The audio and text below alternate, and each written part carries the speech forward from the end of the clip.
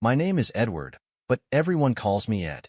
I'm 43 years old, and if someone had asked me about my life a year ago, I would have said something like, an ordinary life, an ordinary person. But now I know that there is more to any ordinary life than you might think. I was born and raised in a small town called Lakewood, Michigan. There were no skyscrapers or fancy restaurants here. We were surrounded by forests, lakes, and fields that seemed endless to me from an early age. My parents' house was on the outskirts of town, and beyond it was a dense forest that was a kind of magical kingdom for me and my brother. Tom and I would spend days there, exploring every path and building secret bases out of old boards and branches. My father was a mechanic, and his breath always smelled of oil and iron. He was a stern but fair man. My mother worked as a nurse at the local hospital. She worked 12-hour shifts and always looked tired when she came home, but her smile was like a ray of sunshine to us. Despite her fatigue, she always found time to ask how our day was and cook a delicious dinner. It was at times like these that I felt like home was a place that was always warm and safe. My childhood flew by like a train passing an abandoned station. Before I knew it, I was finishing high school. Tom had gone off to college on the East Coast, and I stayed. Not out of fear of change, but rather out of some inner certainty that I belonged here. I got a job at a factory that made agricultural equipment. The work was hard, but the pay was good, and I was proud that I could earn my own living. A few years passed, and I married Ellie, a girl who worked as a waitress at a local diner. She was that girl next door you bump into in the parking lot and then suddenly realize that you can't live without her. We rented a small apartment on the outskirts of the city, and 2 years later our daughter was born. I never thought that I would cry holding a tiny bundle in my arms, but when I first saw Jenny, tears just started streaming down my cheeks. Ellie just smiled and said that now I was a real adult. Life was measured. Work, home, rare picnics by the lake.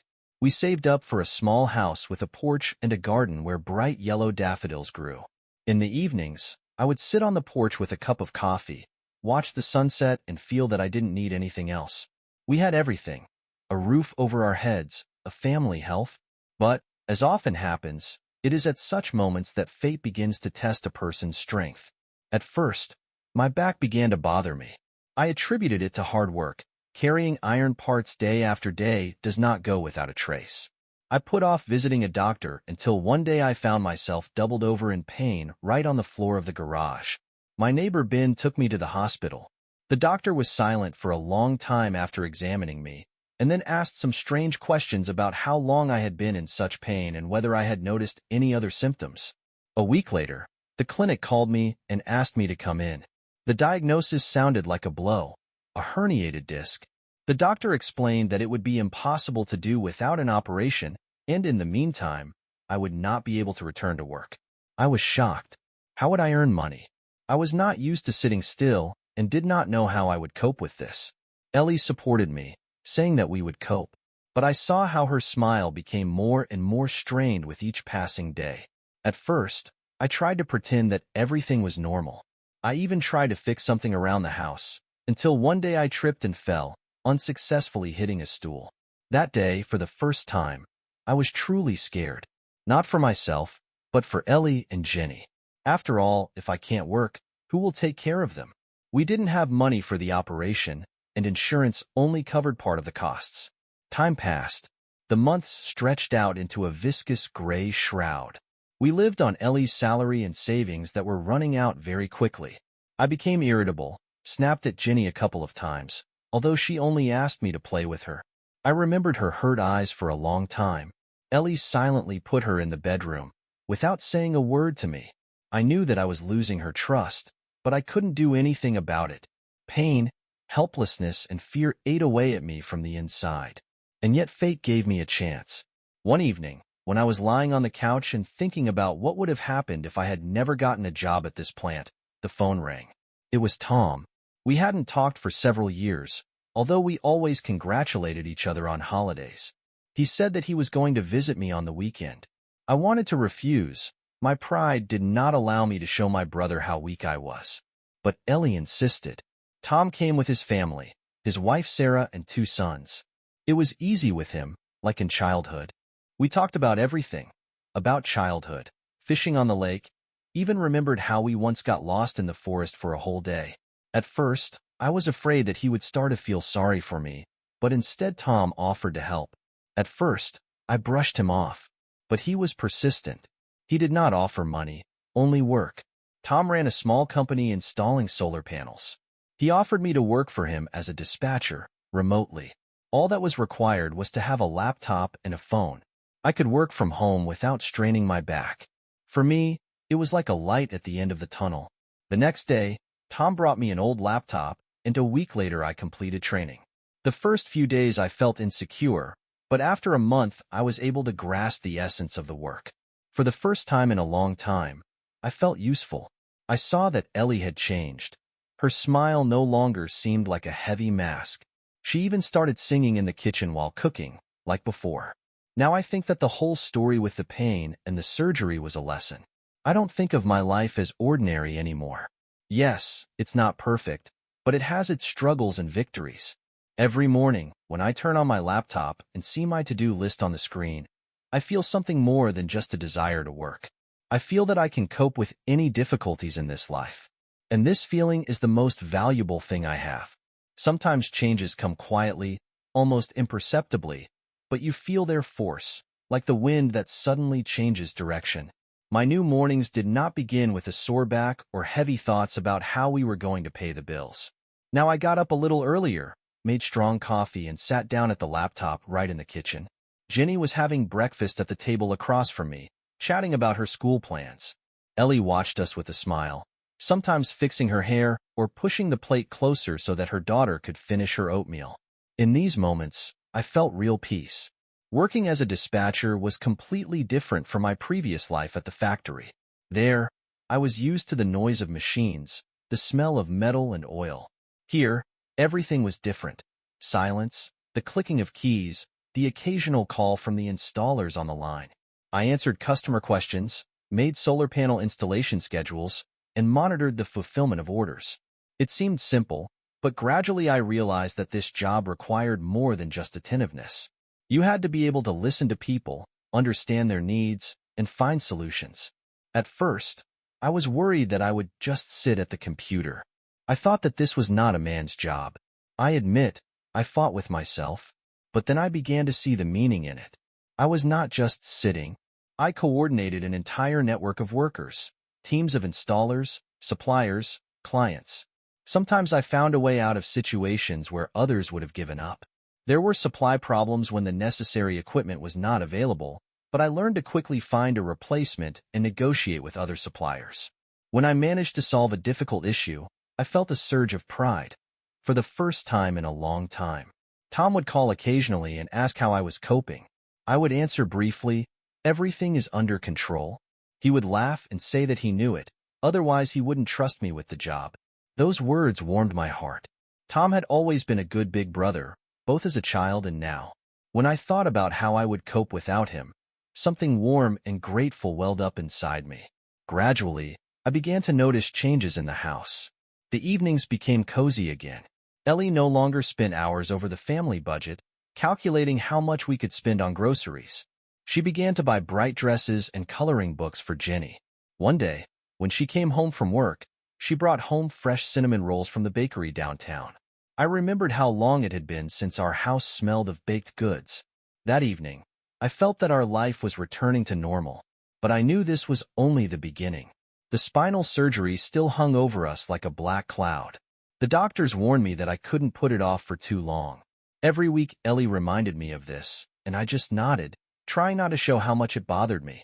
I put aside money as much as I could, but every time there were unexpected expenses. The refrigerator broke, Jenny's winter boots tore. I knew that the operation was not just a medical procedure. It was my challenge to myself. One day, Tom called me and said that his company had an opening for a project coordinator. This job was more difficult than my current position, but it also paid more. I doubted it. Working as a dispatcher had already become a comfort zone for me. I didn't want to test myself again, to learn something new. But deep down, I knew that this was a chance. I agreed. The first days were difficult for me. I felt like a newbie among experienced employees. Now I was not only responsible for calls and letters, but also monitoring the deadlines for completing orders and coordinating teams working in the fields. There were reports to check, clients to contact, transportation and deliveries to handle. Sometimes I would sit at my laptop until late at night, my back aching from sitting for so long. But now I had a purpose. I realized there was more to this job than just numbers and graphs. When I was able to arrange for a solar panel system to be installed on an elderly veteran's house in another state, I felt like I was doing something important. He sent us a handwritten thank you note. I printed it out and hung it on the wall in my office. In fact, I looked at it every day. It was a reminder that my work mattered. One evening, I was sitting on the porch, watching Jenny play with the neighbor's kids. I looked at the sunset, the orange sky, their happy faces, and suddenly I felt calm. We were together. We had made it. I felt like I had found myself again. But life is rarely predictable. That evening I received a letter from the insurance company. The letter informed me that my health insurance from my new job would now cover part of the surgery. At first I didn't believe it. I read each line for a long time, and my heart started beating faster. Part of the surgery would be covered. It was like a miracle. I told Ellie about it. She hugged me so tightly that I felt her hands shaking. We both knew that now we had a chance. Yes, there was still a long road ahead. We needed to raise the remaining money, choose a clinic, and undergo training. But for the first time in a long time, I felt that we could do it. Over the next few weeks, I worked even harder. Every extra minute of work meant extra money for the surgery. Sometimes I was exhausted, but in those moments I remembered that letter from the veteran on the wall and knew that it was all worth it. Every day I was getting closer to my goal, one step at a time. For the first time in months, I started making plans for the future again. Ellie and I even started talking about going on vacation after my rehab. I dreamed of taking Jenny to the ocean so she could see the waves rolling in for the first time. Fall came.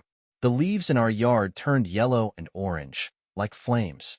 The air smelled of rain and freshness. Every morning I woke up before everyone else, went out onto the porch and looked out over our yard. I could see the wind rustling the branches of the trees, the sun rising over the horizon. This view always reminded me that life goes on as usual, no matter what. One such morning I thought, how strange that the pain in my back, which seemed like the most terrible punishment, eventually led me to a new life. If it weren't for it, I would never have changed jobs, never learned something new. Perhaps I would still be spending my days at the factory, thinking that this was my only opportunity. Now I know that every difficulty is not the end of the road, but just a new turn. I stopped being afraid of the future. I stopped being afraid of change. Now I know that I can cope. And that's the main thing. October turned out to be especially windy. The trees near the house had almost shed their leaves, and now every day I went out onto the porch with a rake and collected yellow and brown leaves in large piles. It was an activity that I once considered pointless, but now I found strange comfort in it. Leaves fell every day, and every day I collected them again. Maybe there was some hidden meaning in it, a reminder that life also requires constant cleaning and tidying. By this point, we had enough money to plan the surgery. My job as a coordinator brought in a steady income, and with the new insurance, the remaining amount was collected faster than I expected. Ellie kept track of expenses and constantly showed me a spreadsheet where every number seemed like a small victory. The money I had once spent on unnecessary things now had a completely different meaning. The surgery date was set for the end of November. I felt no fear, but I felt wary in my soul. It was something inevitable, like an approaching thunderstorm. You know it's coming, but you can't do anything about it. The doctors explained to me that the surgery would be quick, but there would be rehabilitation afterwards. This meant that I would spend a few weeks at home recovering. There was a month left before the surgery, and I decided to make the most of this time. I worked harder than ever. Dispatchers, installers, even customers recognized my voice. I found it funny. One day, a woman in California sent me a thank you card for helping her expedite her solar installation before the rainy season. I showed it to Ellie, and she laughed. We pinned it to the refrigerator, next to Jenny's drawings. But not every day was easy. In early November, I felt the first wave of fatigue. Work tasks were piling up, customers were calling nonstop, and one day I found myself staring blankly at the screen for 10 minutes, not knowing what to do. My head was buzzing, and my back ached as if I was working in a factory again. I needed a break, but I kept pushing forward stubbornly. I couldn't afford to stop. We were so close. Ellie could tell I was at my wit's end. One evening, she simply turned off my laptop and brought me a cup of tea. I was sitting in a chair on the porch, watching the stars. They were shining brightly, as if someone had turned them on just for me. I looked up at the sky and thought about how much my life had changed in the last year. A year ago, I was lying on the garage floor, feeling helpless. Now, I was sitting here, and the stars were in their place. All I had to do was hold on just a little longer. A week later, I noticed that Jenny had become quieter.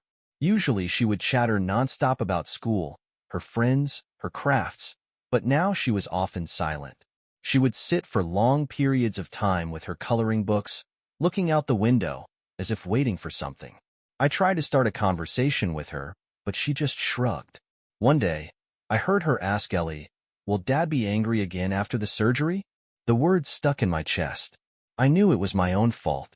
There had been a time when I couldn't cope with my pain and took it out on my loved ones, and now that pain was etched in the child's memory. I couldn't let that happen again. That night, I couldn't sleep for a long time. I thought about the example I was setting for my daughter. Day after day, I told myself that all this was for the sake of the family, for their future. But what if I was losing what was most important? I remembered how I looked at my father as a child. He seemed unshakable to me, but at times his sternness turned into cold harshness. I didn't want Jenny to remember me like that. That night, I promised myself that after the surgery, I would change. It wouldn't just be a restoration of the body, it would be a restoration of the soul. When the day of the surgery came, Ellie went with me to the hospital.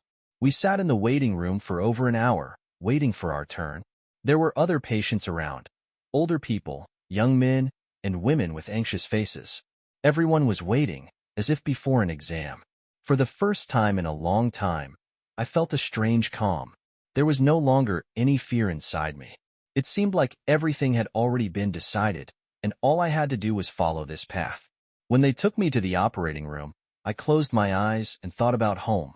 I imagined the porch, the yellow leaves, the cries of Jenny playing. I remembered the taste of coffee in the morning and the smell of cinnamon from the fresh buns that Ellie brought.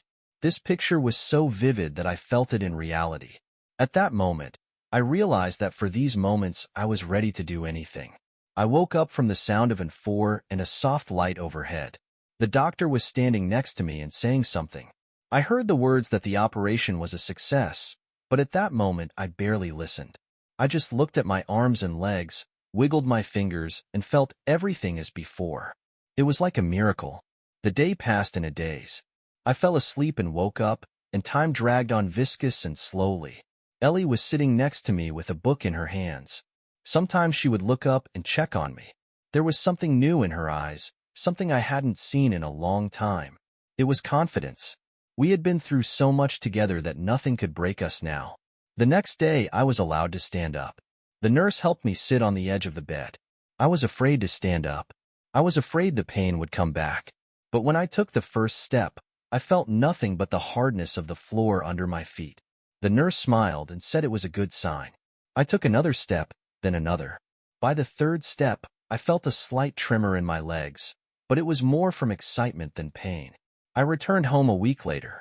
Ellie and Jenny met me on the porch, like a hero who had returned from a long hike. Jenny ran up to me, hugged me around the waist, and said that she missed me. I looked at her and felt that everything was not in vain. All the sleepless nights, fears, fatigue. All this has led us to this moment.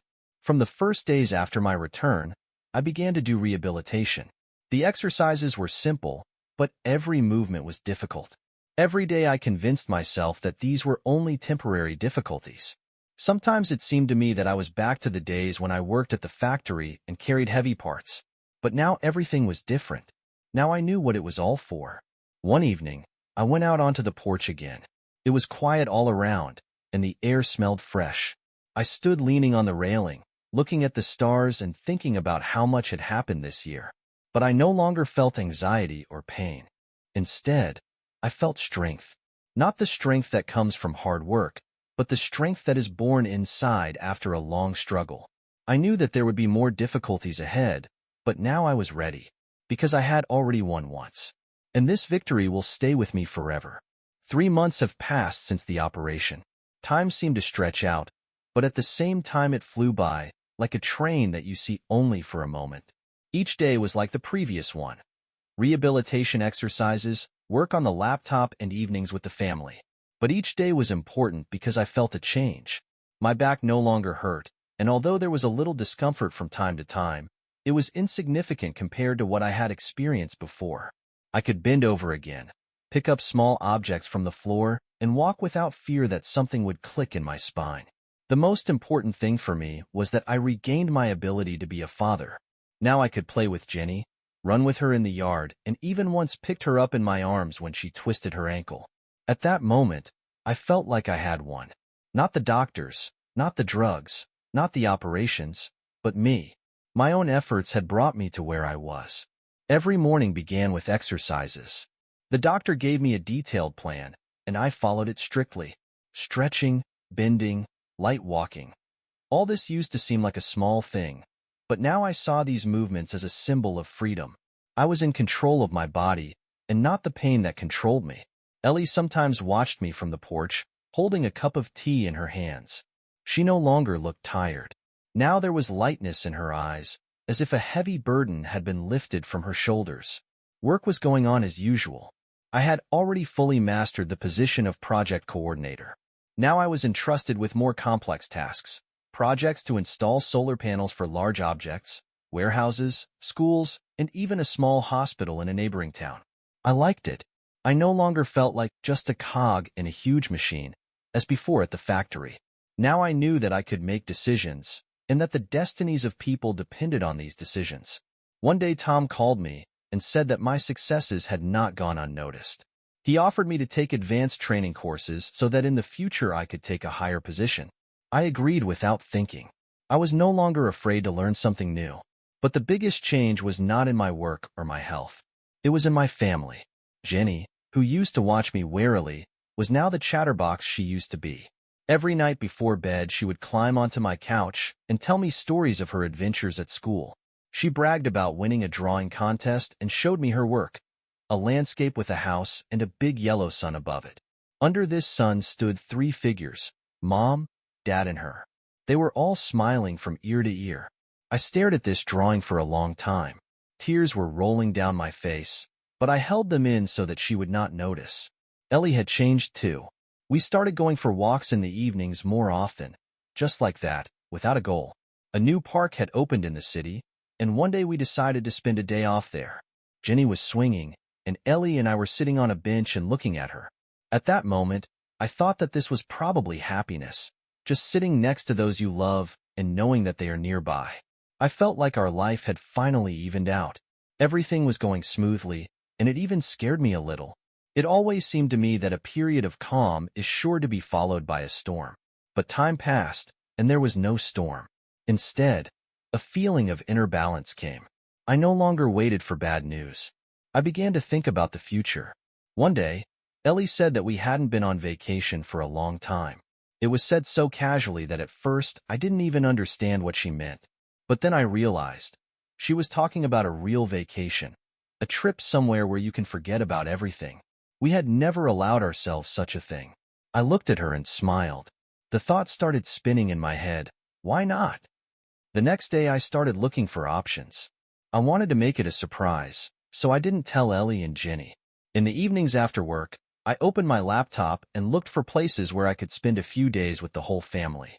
I wanted something special. The sea, palm trees, and sand.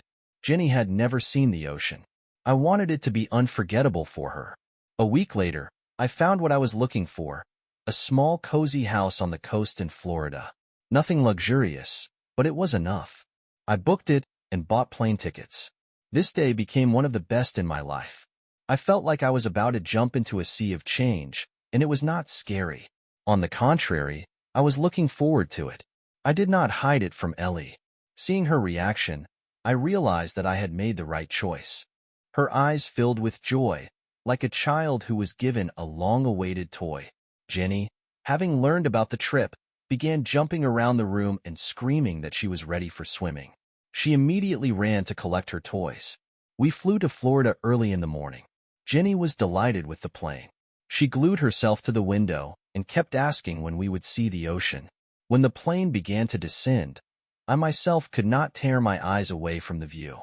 From above, the ocean seemed like an endless mirror. This view will forever remain in my memory. The house turned out to be better than I expected. White sand stretched right to the threshold, and the sound of the waves was heard even at night. Jenny immediately ran to the beach, and I stood on the veranda and watched as Ellie followed her daughter. They laughed and threw sand at each other. At some point, Ellie turned around and looked at me. This look said more than any words. There was gratitude, love, and something else in it. Confidence that we did it. We spent a whole week on the beach. We built sand castles, hunted for shells, and swam until the sun went down. Every evening I sat on the porch, looked out at the ocean, and thought about the past. About how it all could have ended differently. How one single injury could have ruined my life if I had let it happen. But I didn't. The last evening was especially warm. The sky turned pink, and the sun slowly sank into the ocean. Jenny ran up to me and sat on my lap. She buried her face in my chest and said that she loved it here. I hugged her and looked into the distance. The waves were roaring, and I could feel their rhythm somewhere deep inside. It was like the rhythm of my heart. This year was the hardest in my life, but also the most important. I learned that pain cannot break you if you don't let it. I learned to see the value in simple things. Evening walks with family, a child's smile, silence after a day of work. Looking at the ocean, I realized that there were still many roads ahead. But now I knew the main thing. No matter which road I choose, I will cope. Because I have already walked my most difficult path once and came out victorious.